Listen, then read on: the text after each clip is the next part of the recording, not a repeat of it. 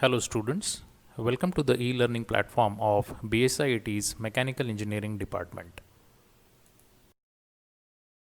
I am Biren Birdi and we are studying the subject management. Today we are starting with unit number 4, that is safety management, carrying 14 marks in our syllabus.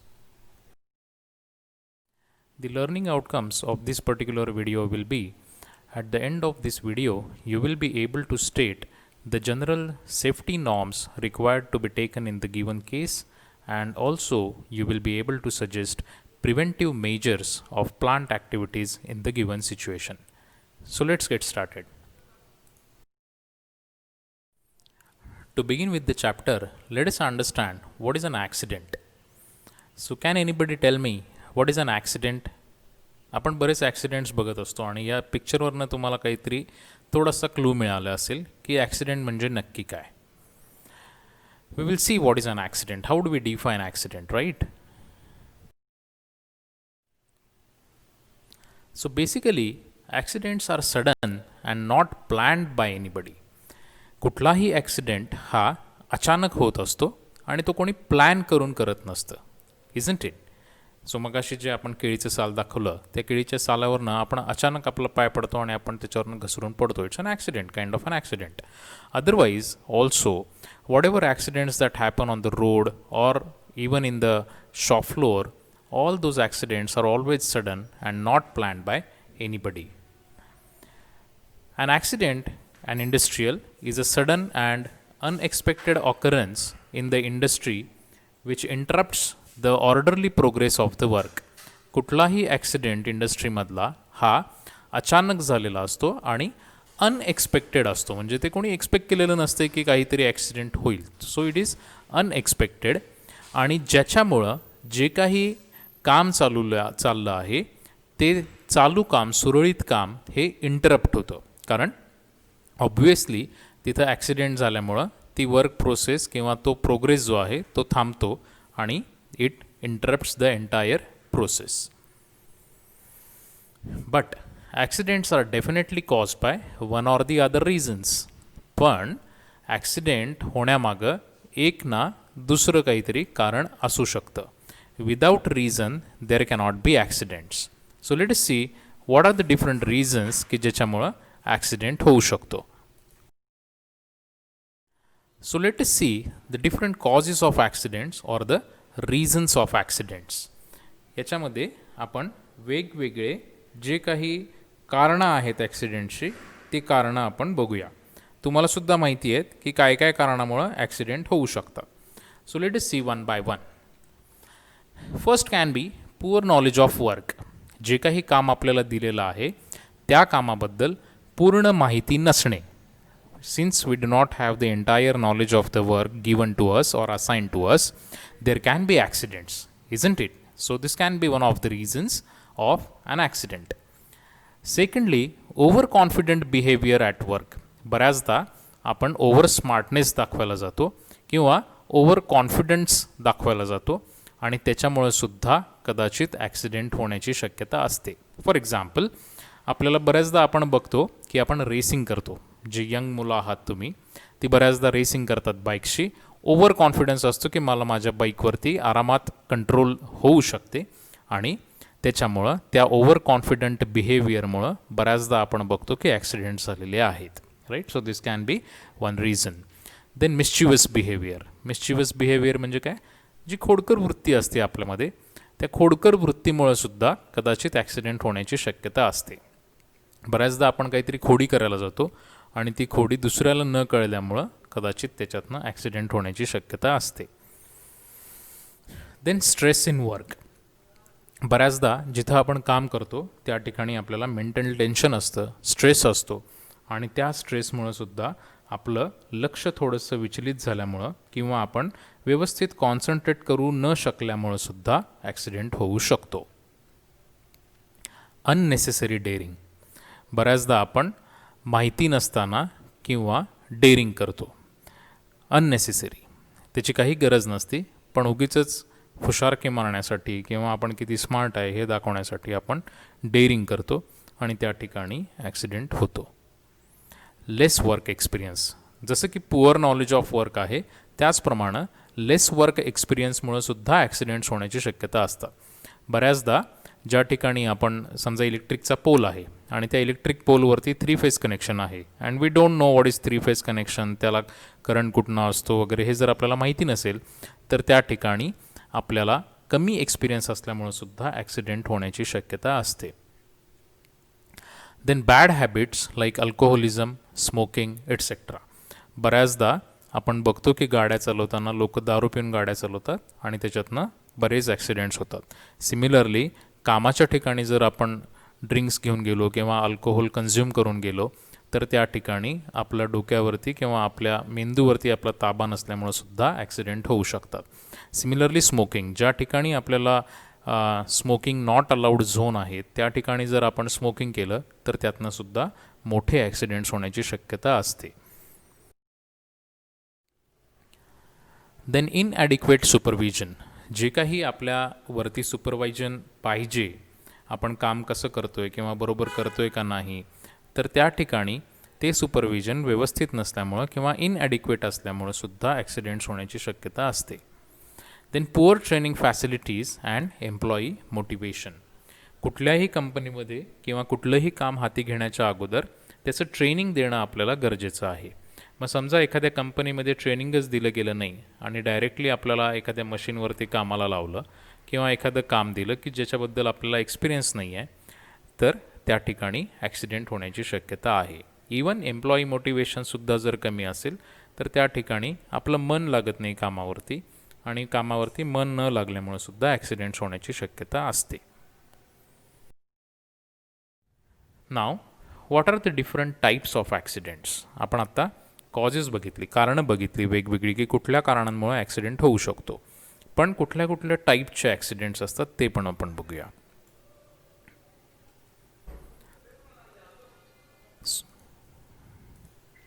If we see, the accidents are divided into different categories. Like the main bifurcation or the type of accident is internal accident and external accident.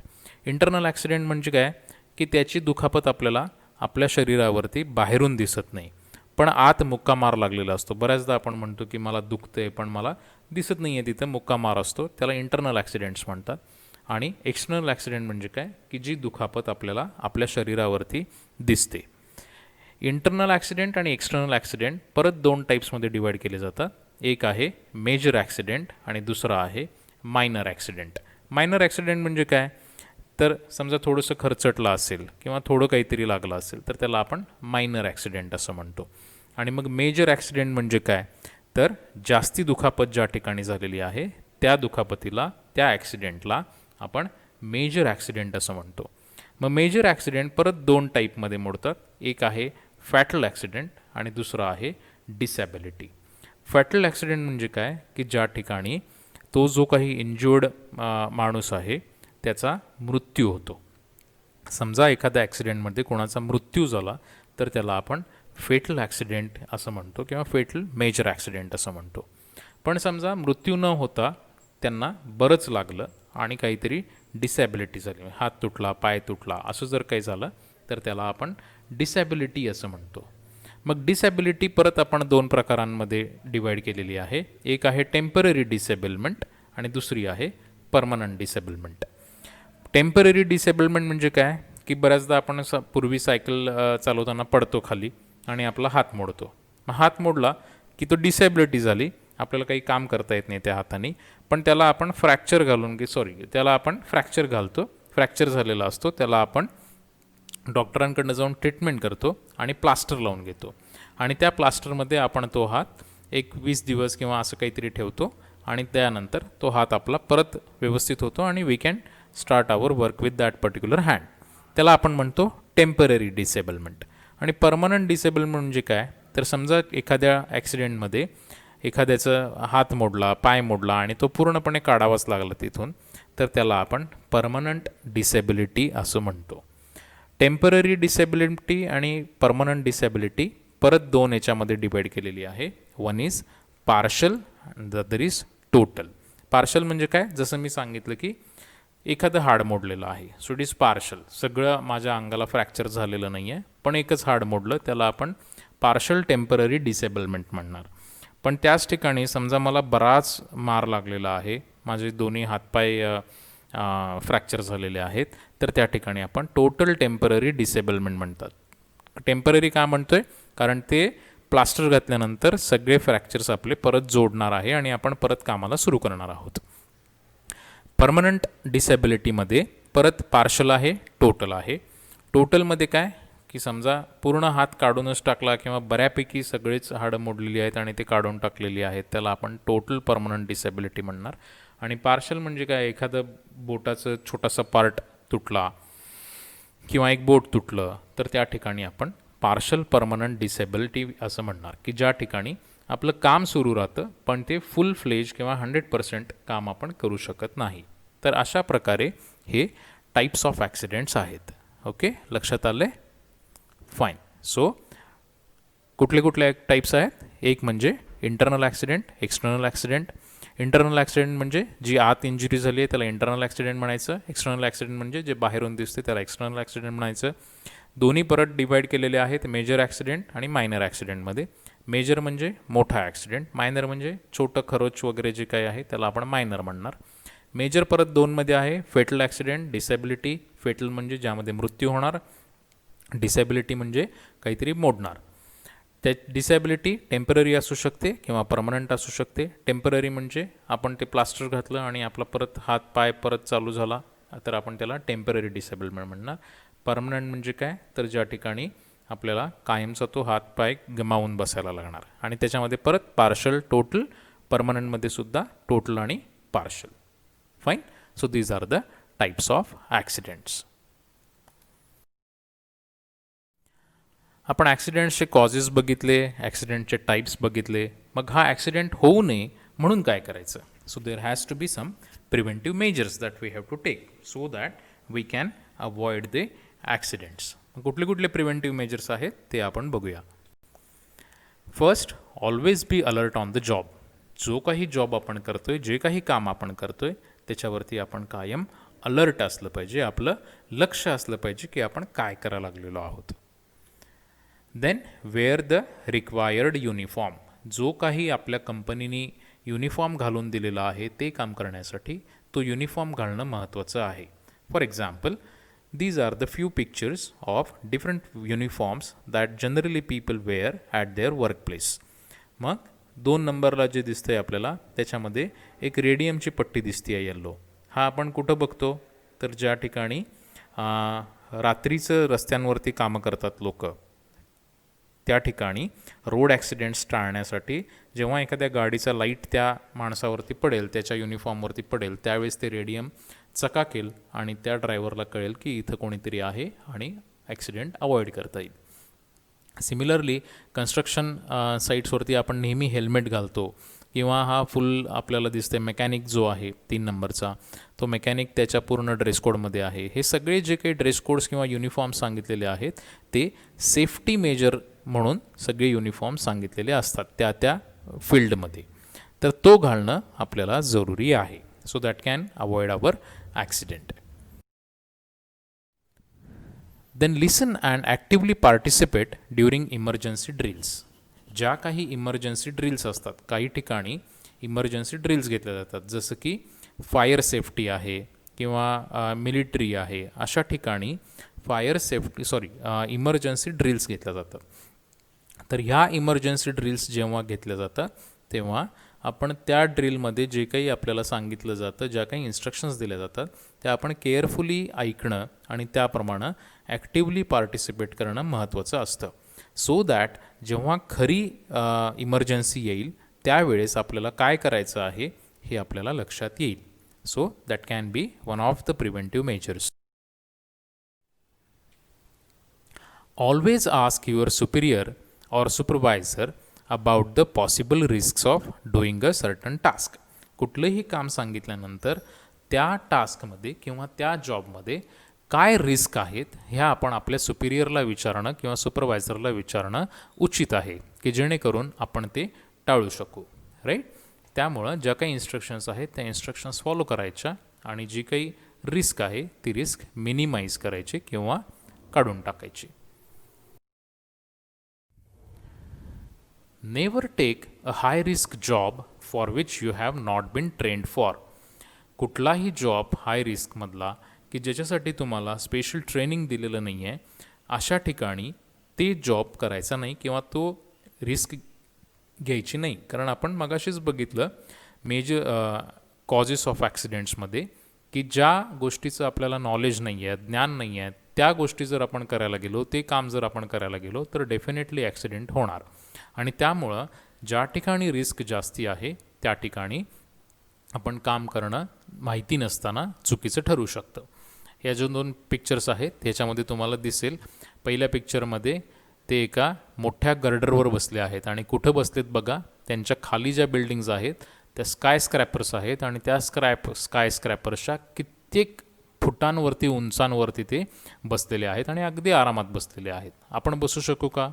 Definitely no, because we have not been trained for such things.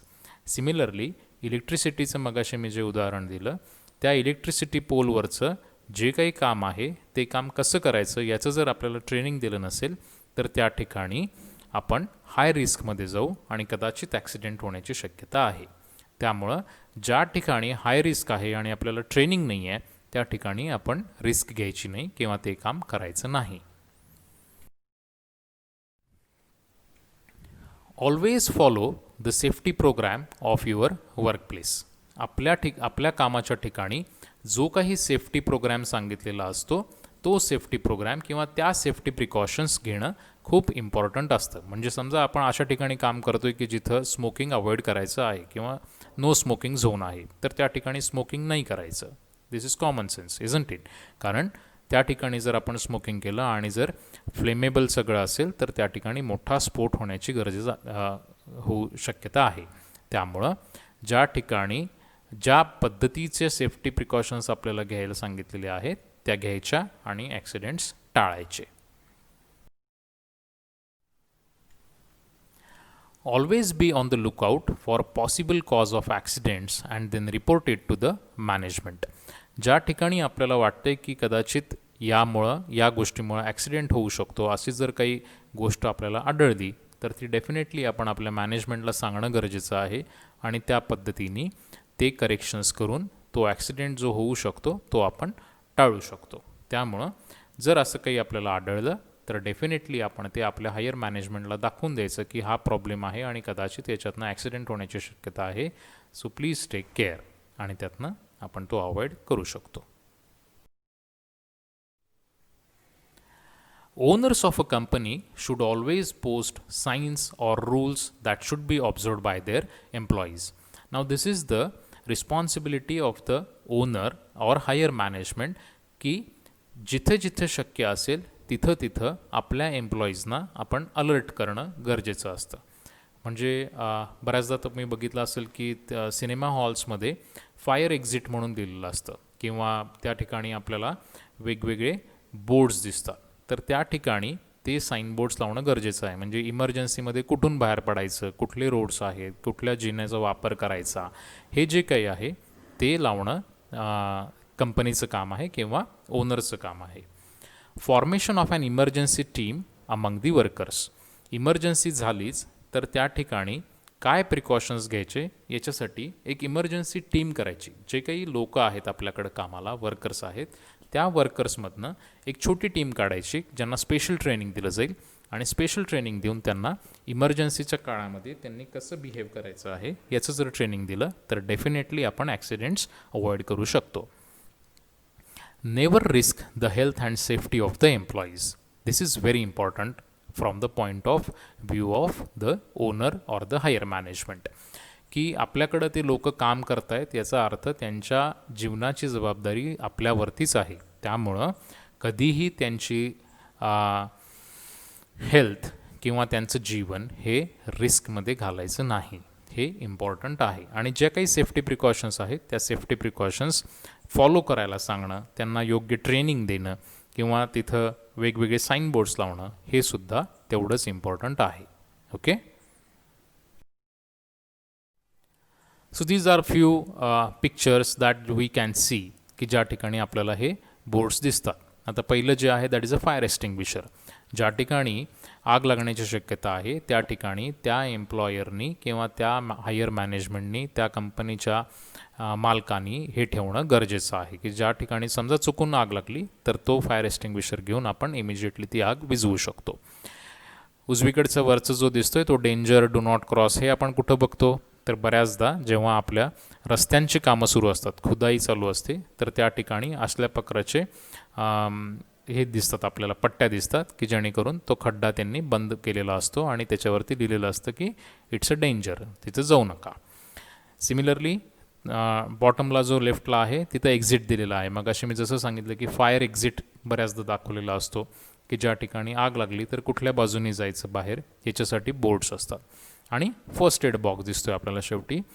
First aid box एवढ्यासाठी की समजा काही emergency झाली किंवा छोटी मोठी दुखापत झाली तर त्या ठिकाणी इमिजिएटली आपल्याला तो फर्स्ट एड बॉक्समध्ये जे काही साहित्य आहे त्याचा उपयोग करून ती जी काही इंजुरी आहे ती काही काळाकरता आपल्याला ती आपण कमी करू शकतो. राईट.